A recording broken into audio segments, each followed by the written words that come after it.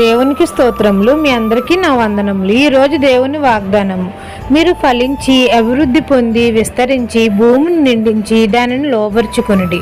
ఆదికాండం 1:28.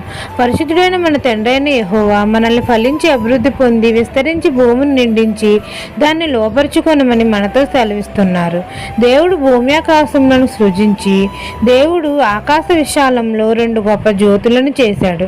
పగటిని ఏలుటకు గొప్ప జ్యోతి అయిన సూర్యుడిని, రాత్రి నేలుటకు చిన్న జ్యోతిని అనగా చంద్రుడిని, నక్షత్రములను చేశాడు. దేవుడు జలములలో వాటి జాతి ప్రకారము జలచర జీవులు, పెద్ద పెద్ద మత్స్యములను సృజించాడు. ఆకాశ విశాలంలో ఎగురుటకు పక్షులను సృజించాడు.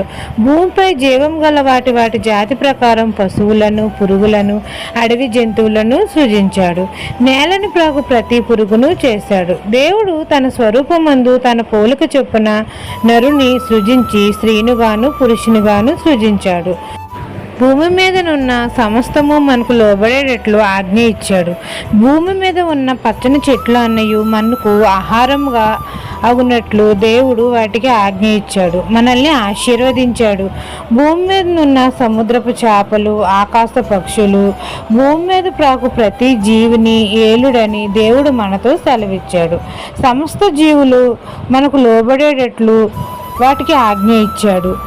దేవుడు మనల్ని దీవించి ఆశీర్వదించాడు. పురుషునిగాను స్త్రీనిగాను చేసి మనల్ని ఫలించి అభివృద్ధి పొంది విస్తరించి భూమిని నిండించి దానిని లోపరుచుకొనుడి అని మనతో సెలవిస్తున్నారు. మనం అడుగుపెట్టు ప్రతి స్థలము మనదే అవుతుందని దేవుడు మనతో సెలవిస్తున్నారు. ఈ దిన వాగ్దానం మీ నా జీవితంలో నెరవేరాలని కోరుకుంటూ దేవుని సువార్త పరిచర్యలో మీ సహోదరి. ఆమెన్.